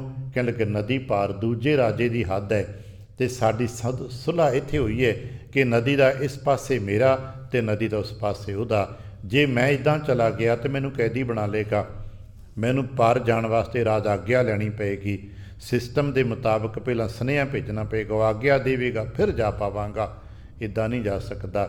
ਉਹ ਸਾਧੂ ਕਹਿਣ ਲੱਗਾ ਬਸ ਇਹੀ ਫਰਕ ਹੈ, ਤੂੰ ਹੱਦਾਂ ਦੇ ਵਿੱਚ ਬੱਝਾ ਹੋਇਆ ਅਤੇ ਮੈਂ ਇੱਧਰ ਵੀ ਸਾਧੂ ਹੀ ਹਾਂ ਉੱਧਰ ਵੀ ਸਾਧੂ ਹੀ ਹਾਂ, ਮੇਰੇ 'ਤੇ ਕੋਈ ਰਾਜ ਦਾ ਫਰਕ ਨਹੀਂ ਪੈਂਦਾ। ਬਸ ਇਹੀ ਤਾਂ ਫਰਕ ਹੈ ਭਗਤ ਅਤੇ ਸੰਸਾਰੀ ਦਾ। ਇਸੇ ਕਰਕੇ ਦੁਨੀਆ ਦੇ ਰਾਜੇ ਵੀ ਗੁਰਮੁਖਾਂ ਭਗਤਾਂ ਕੇ ਅੱਗੇ ਮੱਥਾ ਟੇਕਦੇ ਨੇ ਔਰ ਇਹਦੀਆਂ ਸਾਖੀਆਂ ਇਤਿਹਾਸ ਭਰਿਆ ਪਿਆ। ਮਹਾਰਾਜ ਕਹਿਣ ਲੱਗੇ ਭਗਤਾਂ ਦਾ ਹੁਕਮ ਸਭ ਥਾਂ 'ਤੇ ਚੱਲਦਾ ਹੈ। ਇੱਕ ਬੜਾ ਪਿਆਰਾ ਬਚਨ ਆਪਾਂ ਪਾਠ ਕਰਦੇ ਪੜ੍ਹਿਆ ਹੋਣਾ। ਦੁਨੀਆ ਦੇ ਲੋਕ ਕੋਈ ਕਹਿੰਦੇ ਨੇ ਇੱਦਾਂ ਹੋ ਜੇ, ਆਹ ਹੋ ਜੇ, ਆਹ ਹੋ ਜੇ, ਕਦੇ ਹੋਇਆ ਜੇ? ਅਸੀਂ ਤੁਸੀਂ ਵੀ ਇੱਥੇ ਅਰਦਾਸਾਂ ਕਰਦੇ ਆਹ ਹੋ ਜੇ, ਆਹ ਹੋ ਜੇ, ਕਦੇ ਕਦਾਈ ਕਿਸੇ ਦੀ ਅਰਦਾਸ ਪੂਰੀ ਹੋ ਜਾਂਦੀ ਹੈ, ਨਹੀਂ ਤਾਂ ਬਹੁਤੇ ਸਾਡੇ ਵਰਗੇ ਕਹਿ ਕੇ ਮੁੜ ਜਾਈਦੇ ਪ੍ਰਸ਼ਾਦ ਲਿਆ, ਠੀਕ ਹੈ ਹਾਂ ਜੀ ਅਰਦਾਸ ਕਰ ਆਏ ਹਾਂ, ਪਰ ਭਗਤ ਕਰਦਾ ਅਰਦਾਸ ਅਤੇ ਫਿਰ ਕੀ ਹੁੰਦਾ? ਫਿਰ ਪੂਰਾ ਹੁੰਦਾ। ਭਗਤ ਮੁਖ ਹੈ ਤੇ ਬੋਲਦੇ ਸੇ ਬਚਨ ਹੋਵੰਦੇ। ਉਸ ਨੂੰ ਕੋਈ ਮੰਨਦਾ ਕਿ ਨਹੀਂ ਮੰਨਦਾ, ਐਸਾ ਦੇਖਣ ਵਿੱਚ ਸਾਖੀਆਂ 'ਚ ਲਿਖਿਆ ਹੈ ਕਿ ਸਤਿਗੁਰੂ ਦਸ਼ਮੇਸ਼ ਦੇ ਨਾਲ ਜਿਹੜੇ ਬਾਬਾ ਰਾਮ ਕੌਰ ਜੀ, ਬਾਬਾ ਬੁੱਢਾ ਸਾਹਿਬ ਜੀ ਕੇ ਪਰਿਵਾਰ ਦੇ ਵੰਸ਼ਜ ਸਨ ਨਾ, ਬਾਬਾ ਰਾਮ ਕੌਰ ਜੀ ਜਿਹੜੇ ਦਸ਼ਮੇਸ਼ ਤੋਂ ਉਮਰ ਕਰਕੇ ਲਗਭਗ 6 ਵਰ੍ਹੇ ਛੋਟੇ ਸਨ, ਪਰ ਇੰਨਾ ਪਿਆਰ ਗੁਰੂ ਕਾ ਉਹਨਾਂ 'ਤੇ ਪ੍ਰਾਪਤ ਵਰਤਾ ਸੀ ਕਿ ਜੋ ਮੁੱਖੋਂ ਬਚਨ ਕਹਿੰਦੇ ਸੀ ਪੂਰਾ ਹੋ ਜਾਂਦਾ ਸੀ। ਉਹਨਾਂ ਦੇ ਬਾਬਤ ਮਸ਼ਹੂਰ ਹੈ ਕਿ ਇੱਕ ਵਾਰ ਆਪਣੇ ਘਰ ਦੀ ਕੰਧ 'ਤੇ ਬੈਠੇ, ਸੁਭਾਵਕ ਕਿ ਜੋ ਪੁਰਾਣੇ ਪਿੰਡਾਂ ਦੇ ਲੋਕ ਸਾਂਝੇ ਵਿਚਕਾਰਲੀ ਕੰਧ ਹੋਣੀ, ਉਹ ਬਹੁਤੀ ਉੱਚੀ ਨਾ ਹੋਣੀ, ਦੋਵਾਂ ਵਿਹੜੇ 'ਚ ਗੱਲਬਾਤ ਹੋ ਜਾਣੀ। ਕੰਧ 'ਤੇ ਬੈਠੇ ਅਤੇ ਨਾਲ ਦਾ ਕੋਈ ਬੰਦਾ ਥੋੜ੍ਹਾ ਸ਼ਰਾਰਤੀ ਸੀਗਾ, ਮਨ ਚਲਾ ਨਫ਼ਰਤ ਨਹੀਂ ਸੀ ਕਰਦਾ, ਪਰ ਕਈ ਨੂੰ ਆਦਤ ਹੁੰਦੀ ਨਾ ਟੀਚਰ ਕਰਕੇ ਲੰਘਣਾ। ਉਹ ਕੰਧ 'ਤੇ ਬੈਠੇ ਨੇ ਅਤੇ ਕੰਧ 'ਤੇ ਬੈਠੇ ਨੇ ਜਿਵੇਂ ਘੋੜੇ 'ਤੇ ਬੈਠੇ ਨੇ, ਦੋ ਪਾਸੇ ਪੈਰ ਪਸਾਰੇ ਆਰਾਮ ਨਾਲ ਕੰਧ 'ਤੇ ਬੈਠੇ। ਉਹ ਆਪਣੇ ਘੋੜੇ 'ਤੇ ਟੀਚਰ ਕਰਕੇ ਕਹਿੰਦੇ ਚੱਲ ਬਾਬੇ ਸ਼ਿਕਾਰ 'ਤੇ ਚੱਲੀਏ। ਉਹ ਤੇ ਘੋੜਾ ਲੈ ਕੇ ਦੌੜ ਗਿਆ। ਉਹਨਾਂ ਕਿਹਾ ਅੱਛਾ। ਉਹਨੇ ਫਿਰ ਆਵਾਜ਼ ਦੇ ਕੇ ਕਿਹਾ ਚੱਲ ਆ ਜਾ ਫਿਰ। ਉਹਨੇ ਪਤਾ ਕੰਧ ਹੀ ਦੌੜ ਗਈ, ਕੰਧ ਹੀ ਘੋੜੇ ਵਾਂਗ ਦੌੜਨ ਲੱਗ ਪਈ। ਹੈਰਾਨ ਹੋ ਕੇ ਠਹਿਰ ਗਿਆ, ਕਹਿਣ ਲੱਗਾ ਮੈਂ ਤੇ ਟੀਚਰ ਹੀ ਕੀਤੀ ਸੀ, ਮੈਨੂੰ ਕੀ ਪਤਾ ਸੀ ਤੇਰਾ ਬਚਨ ਇੰਨਾ ਸੱਤ ਹੋ ਜਾਂਦਾ ਹੈ। ਬੜੇ ਐਸੇ ਬਚਨ ਨੇ। ਕਿਤੇ ਅੰਮ੍ਰਿਤਸਰ ਤੇ ਤਰਨ ਤਾਰਨ ਸਭ ਦੇ ਵਿਚਕਾਰ ਜਾ ਕੇ ਦੇਖਣਾ, ਇੱਕ ਤੇ ਇਮਾਰਤ ਹੈ ਜਿਹੜੀ ਹਾਥੀ ਦੇ ਹੌਦੇ ਵਾਂਗ ਝੂਲਦੀ ਹੈ। ਕਦੇ ਉਸ ਪਾਸੇ ਜਾ ਕੇ ਦੇਖਣਾ, ਉਹਨੂੰ ਝੂਲਣੇ ਮਹਿਲ ਕਹਿੰਦੇ ਨੇ। ਅਜੇ ਵੀ ਉਹ ਮੁਕਾਮ ਹੈ। ਅਰਦਾਸ ਕਰਕੇ ਜਦੋਂ ਉੱਤੇ ਬੈਠਦੇ ਨੇ ਪਿਆਰੇ, ਅਤੇ ਉੱਥੇ ਸੇਵਕ ਸੇਵਾਦਾਰ ਗੁਰੂ ਪੰਚਮ ਪਾਤਸ਼ਾਹ ਦਾ ਨਾਂ ਲੈ ਕੇ ਅਰਦਾਸ ਕਰਕੇ ਜਦੋਂ ਉਸ ਮਹਿਲ ਨੂੰ ਮਾੜਾ ਜਿਹਾ ਧੱਕਾ ਦਿੰਦੇ ਨੇ ਅਤੇ ਇੰਝ ਝੂਟਾ ਆਉਂਦਾ ਜਿਵੇਂ ਹਾਥੀ ਦੇ ਉੱਤੇ ਬੈਠੇ ਨੂੰ ਝੂਟਾ ਆਉਂਦਾ। ਗੁਰੂ ਕੇ ਬਚਨਾਂ ਦੀ ਸਤਤਾ ਵਰਤਦੀ ਰਹਿੰਦੀ ਹੈ। ਅੱਜ ਸਮਝ ਆ ਜੇ ਸਾਨੂੰ, ਭਗਤਾਂ ਦੇ ਬਚਨ ਸਦਾ ਅਟਲ ਹੁੰਦੇ ਨੇ, ਔਰ ਇਹਨਾਂ ਦਾ ਬਚਨ ਬਾਦਸ਼ਾਹਾਂ ਦੇ ਸਿਰ 'ਤੇ ਵੀ ਵਰਤਦਾ ਹੈ। ਕਹਿਣ ਲੱਗੇ ਸਤਿਗੁਰੂ ਗਿਆਨ ਸਦਾ ਘਟ ਚਰਨ ਅੰਮ੍ਰਿਤ ਸਿਰ ਬਾਦਸ਼ਾਹਾਂ, ਜਿਸ ਗੁਰਸਿੱਖ ਪਿਆਰੇ ਨੂੰ ਜਿਹਦਾ ਪਹਿਲੇ ਜ਼ਿਕਰ ਕੀਤਾ ਭਗਤੀ ਖਜ਼ਾਨਾ ਭਗਤਨ ਕੋ ਦੀਆ। ਜਿਸ ਭਗਤ ਨੂੰ ਕਰਤਾ ਪੁਰਖ ਆਪਣੀ ਭਗਤੀ ਦਾ ਖਜ਼ਾਨਾ ਦੇ ਦਿੰਦੇ ਨੇ, ਫਿਰ ਉਹਦਾ ਬਚਨ ਕਦੇ ਮੋੜਿਆ ਨਹੀਂ ਜਾਂਦਾ। ਉਹਦੇ ਪ੍ਰਤੀ ਤੇ ਬੜਾ ਪਿਆਰਾ ਬਚਨ ਹੈ। ਆਪਾਂ ਕਈ ਵਾਰ ਪੌੜੀ ਪੜ੍ਹਦੇ ਨੇ, ਜਾਂ ਤੂੰ ਮੇਰੇ ਵੱਲ ਹੈ ਤਾਂ ਕਿਆਮ ਹੁਛੰਦਾ। ਉਹਦੇ 'ਚ ਇੱਕ ਬੜੀ ਪਿਆਰੀ ਤੋਂ 1,84 ਮੇਦਨੀ ਸਭ ਸੇਵ ਕਰਨ ਦਾ। ਤਾਂ ਕੁਦਰਤ ਵੀ ਉਹਦੇ ਮਗਰ ਮਗਰ ਤੁਰ ਪੈਂਦੀ ਹੈ। ਫਿਰ ਕੀ ਹੁੰਦਾ ਹੈ? ਕਹਿਣ ਲੱਗੇ ਅਨ ਦਿਨ ਭਗਤ ਕਰੇ ਦਿਨ ਰਾਤੀ। ਪਰ ਉਹ ਭਗਤ ਇਹਨਾਂ ਚੀਜ਼ਾਂ ਦਾ ਮਾਣ ਥੋੜ੍ਹਾ ਕਰਦਾ ਹੈ। ਉਹ ਭਗਤ ਹੀ ਕਾਹਦਾ ਜੋ ਮਾਣ ਕਰ ਲੈ? ਨਹੀਂ, ਭਗਤ ਹੋਰ ਭਗਤੀ ਕਰਦਾ, ਹੋਰ ਭਗਤੀ ਕਰਦਾ। ਜਿਉਂ ਜਿਉਂ ਰਸ ਆਉਂਦਾ ਹੈ ਉਹ ਤਿਉਂ ਤਿਉਂ ਜੱਪੀ ਜਾਂਦਾ ਹੈ। ਅਨ ਦਿਨ ਕਦੇ ਤਾਂ ਪਹਿਲਾਂ ਸ਼ੁਰੂਆਤ ਕਰਦਾ ਸਮੇਂ ਪਾਬੰਦੀ 'ਚ, ਪਹਿਲਾਂ ਤਾਂ ਥੋੜ੍ਹਾ ਸਮਾਂ ਵਾਹਿਗੁਰੂ ਵਾਹਿਗੁਰੂ ਕਰਦਾ ਹੈ। ਫਿਰ ਹੌਲੀ ਹੌਲੀ ਜਿਉਂ ਜਿਉਂ ਸਮਝ ਅਤੇ ਪ੍ਰੇਮ ਵਧੀ ਜਾਂਦਾ ਹੈ ਤਿਉਂ ਤਿਉਂ ਸਮਾਂ ਵੱਧਦਾ ਜਾਂਦਾ ਹੈ। ਅਤੇ ਫਿਰ ਇੱਕ ਸਮਾਂ ਆਉਂਦਾ ਹੈ ਜਦੋਂ ਦਿਨ ਰਾਤ ਉਹਦੀ ਆਰਾਧਨਾ ਨਿਰੰਤਰ ਰਹਿੰਦੀ ਹੈ। ਮੈਂ ਨਹੀਂ ਕਹਿੰਦਾ, ਮਹਾਰਾਜ ਕਹਿੰਦੇ ਨੇ ਗੁਰਮੁਖ ਰੋਮ ਰੋਮ ਹਰ ਧਿਆਵੈ। ਫਿਰ ਤੇ ਉਹਦਾ ਰੋਮ ਰੋਮ ਜਪਣ ਲੱਗ ਪੈਂਦਾ। ਰਸਨਾ ਕਿਸੇ ਵਕਤ ਘਰ ਦੇ ਕਾਰ ਵਿਹਾਰਾਂ 'ਚ ਹੈ, ਪਰ ਅੰਦਰ ਕਰਤਾ ਪੁਰਖ ਦੀ ਕਲਾ ਹਰ ਵਕਤ ਵਰਤਦੀ ਰਹਿੰਦੀ ਹੈ। ਕਹਿਣ ਲੱਗੇ ਅਨ ਦਿਨ ਭਗਤ ਕਰਹਿ ਦਿਨ ਰਾਤੀ। ਉਹ ਹਰ ਵਕਤ ਭਗਤੀ ਕਰਦੇ ਨੇ। ਭਗਤੀ ਦਾ ਮਤਲਬ ਇਹ ਨਹੀਂ ਕਿ ਹਰ ਵਕਤ ਮਾਲਾ ਹੀ ਫੇਰਦੇ ਨੇ। ਹਰ ਕਿਰਿਆ ਉਹਨਾਂ ਦੀ ਪ੍ਰੇਮ ਭਰੀ ਹੈ। ਉਹ ਕੁਝ ਲੈਂਦੇ ਨੇ ਤਦ ਪ੍ਰੇਮ 'ਚ ਨੇ, ਕੁਝ ਵੰਡਦੇ ਨੇ ਤਦ ਪ੍ਰੇਮ 'ਚ ਨੇ, ਬਚਨ ਵਿਲਾਸ ਕਰਦੇ ਨੇ ਤਦ ਪ੍ਰੇਮ 'ਚ ਨੇ। ਕਿਉਂਕਿ ਭਗਤੀ ਦਾ ਦੂਸਰਾ ਨਾਮ ਪ੍ਰੇਮ ਹੈ। ਭਗਤੀ ਕੋਈ ਵੱਖਰੀ ਕਿਰਿਆ ਨਹੀਂ ਹੈ ਵੀ ਕਿਤੇ ਦੀਪਕ ਜਗਾਉਣਾ ਭਗਤੀ, ਕਿਤੇ ਪੁੱਠੇ ਲਟਕਣਾ ਭਗਤੀ। ਨਹੀਂ। ਭਗਤੀ ਦਾ ਭਾਵ ਹੈ ਜਦੋਂ ਆਪਣੇ ਗੁਰੂ ਕੇ ਸ਼ਬਦ ਦੀ, ਗੁਰੂ ਕੇ ਹੁਕਮ ਦੀ ਸਮਝ ਆਉਣ ਲੱਗ ਪੈਂਦੀ ਹੈ ਅਤੇ ਆਪਣੇ ਗੁਰੂ ਕੇ ਹੁਕਮ ਦੇ ਪ੍ਰਤੀ ਪ੍ਰੇਮ ਉਤਪੰਨ ਹੋ ਜਾਂਦਾ ਹੈ। ਫਿਰ ਹਰ ਥਾਂ 'ਤੇ ਹਰ ਵੇਲੇ ਉਸ ਹੁਕਮ ਦੀ ਤਾਮੀਲ ਵਾਸਤੇ ਇੱਕ ਉਤਸ਼ਾਹ ਬਣਿਆ ਰਹਿੰਦਾ।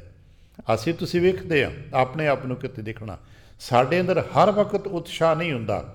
ਅਸੀਂ ਕਦੇ ਕਦੇ ਉਤਸ਼ਾਹਿਤ ਹੁੰਦੇ ਹਾਂ, ਆਹ ਕਰਨਾ ਚਾਹੀਦਾ, ਕਰਾਂਗੇ, ਕਰਦੇ ਵੀ ਹਾਂ, ਪਰ ਹਰ ਵਕਤ ਸਾਡੇ ਅੰਦਰ ਉਤਸ਼ਾਹ ਨਹੀਂ ਹੁੰਦਾ।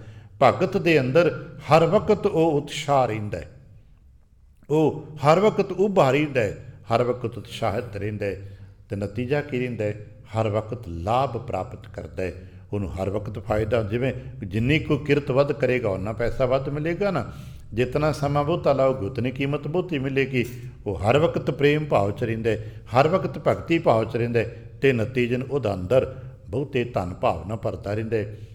ਰਾਮ ਨਾਮ ਸੱਚ ਲਾਹਾ।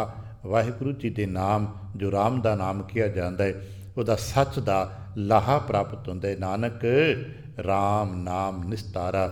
ਸਤਿਗੁਰ ਕਹਿਣ ਲੱਗੇ ਭਲਿਓ ਇਹ ਗੱਲ ਚੇਤਾ ਰੱਖਿਓ, ਜਗਤ ਵਿੱਚ ਅਗਰ ਨਿਸਤਾਰਾ ਪ੍ਰਾਪਤ ਕਰਨਾ ਹੈ, ਕਿਸੇ ਨੇ ਪਾਰ ਉਤਾਰਾ ਪ੍ਰਾਪਤ ਕਰਨਾ ਹੈ, ਤਾਂ ਇੱਕੋ ਇੱਕ ਤਰੀਕਾ ਜੇ ਰਾਮ ਦਾ ਨਾਮ, ਪਰਮੇਸ਼ਰ ਦਾ ਨਾਮ, ਵਾਹਿਗੁਰੂ ਜੀ ਦਾ ਨਾਮ। ਕਿਉਂਕਿ ਜਗਤ ਤੋਂ ਪਾਰ ਕੇਵਲ ਵਾਹਿਗੁਰੂ ਜੀ ਦੇ ਨਾਮ ਦੇ ਸਦਕੇ ਹੀ ਕੋਈ ਹੋ ਸਕਦਾ ਹੈ। ਜਿਸ ਦੇ ਹਿਰਦੇ 'ਤੇ ਨਾਮ ਲਿਖਿਆ ਗਿਆ ਉਹੀ ਤਰਦਾ। ਜੇ ਰਾਮਾਇਣ 'ਚ ਇੱਕ ਗਾਥਾ ਹੈ ਨਾ, ਜਿਸ ਪੱਥਰ 'ਤੇ ਰਾਮ ਲਿਖਿਆ ਜਾਂਦਾ ਸੀ ਉਹ ਪੱਥਰ ਤਰ ਜਾਂਦਾ ਹੈ। ਚੇਤਾ ਰੱਖਣਾ, ਉਹ 'ਤੇ ਇੱਕ ਗਾਥਾ ਹੈ ਤ੍ਰੇਤਾ ਦੀ, ਪਰ ਅੱਜ ਜਿਸ ਹਿਰਦੇ 'ਤੇ ਨਾਮ ਲਿਖਿਆ ਜਾਏਗਾ ਉਹ ਹਿਰਦਾ ਹੀ ਪਹੁੰਚਲੋਂ ਪਾਰ ਹੋਏਗਾ। ਨਾਨਕ ਰਾਮ ਨਾਮ ਨਿਸਤਾਰਾ। ਜੇ ਰਾਮ ਨਾਮ ਕਿਵੇਂ ਲਿਖਿਆ ਜਾਏਗਾ? ਰਾਮ ਨਾਮ ਸਾਡੇ ਵਾਸਤੇ ਕਿਸ ਰੂਪ 'ਚ ਮਿਲੇਗਾ? ਕਹਿਣ ਲੱਗੇ ਸ਼ਬਦ ਰਤੇ, ਸ਼ਬਦ ਦੇ ਪ੍ਰਤੀ ਪ੍ਰੇਮ, ਗੁਰੂ ਕੇ ਸ਼ਬਦ ਪ੍ਰਤੀ ਭਾਵ, ਗੁਰੂ ਕੇ ਸ਼ਬਦ ਨੂੰ ਹੀ ਹਿਰਦੇ 'ਤੇ ਲਿਖ ਨਾਮ ਸਲਾਹ ਲਿਖ, ਆਪਣੇ ਹਿਰਦੇ 'ਤੇ ਲਿਖ ਲਾ ਵਾਹਿਗੁਰੂ ਜੀ ਦੇ ਨਾਮ ਨੂੰ, ਆਪਣੇ ਹਿਰਦੇ 'ਤੇ ਲਿਖ ਲਾ ਉਸ ਦੀ ਸਿਫਤ ਸਲਾਹ ਨੂੰ, ਲਿਖ ਅੰਤ ਨ ਪਾਰਾਵਾਰ। ਬਾਬਾ ਇਹ ਲੇਖਾ ਲਿਖ ਜਾਣ, ਜਿੱਥੇ ਲੇਖਾ ਮੰਗੀਏ ਤਿੱਥੈ ਹੋਏ ਸੱਚਾ ਨਿਸ਼ਾਨ। ਸ਼ਬਦ ਰਤੇ, ਜਿਹੜੇ ਸ਼ਬਦ ਰੰਗੇ ਕਿ ਕੀ ਮਿਲਿਆ? ਹਰ ਪਾਹਾ ਪ੍ਰਮਾਤਮਾ ਹੀ ਮਿਲ ਜਾਂਦਾ। ਗੁਰਦੇਵ ਕਿਰਪਾ ਕਰਨ ਅਸੀਂ ਰਾਮ ਨਾਮ ਨਾਲ ਜੁੜ ਸਕੀਏ, ਭਗਤੀ ਕਰੀਏ ਤਾਂ ਕਿ ਸਾਨੂੰ ਭਗਤੀ ਦਾ ਕਿਣਕਾ ਮਾਤਰ ਵੀ ਮਿਲ ਜਾਏ, ਇਹਨਾਂ ਤੇ ਬਹੁਤ ਹੈ। ਅਸੀਂ ਪੜ੍ਹਦੇ ਕਿਨਕਾ ਏਕ ਜਿਸ ਜੀ ਬਸਾਵੈ, ਤਾਂ ਕਿ ਮਹਿਮਾ ਗਣਨ ਆਵੇ ਤਨਿਕ ਬਚਨ ਪ੍ਰਵਾਨ ਕਰਨਾ। ਭੁੱਲ ਚੁੱਕ ਦੀ ਖਿਮਾ, ਆਸੀਸ ਅਤੇ ਪਿਆਰ ਦੇ ਫਤਿਹ ਬੁਲਾਵਣਾ। ਵਾਹਿਗੁਰੂ ਜੀ ਕਾ ਖਾਲਸਾ, ਵਾਹਿਗੁਰੂ ਜੀ ਕੀ ਫਤਿਹ।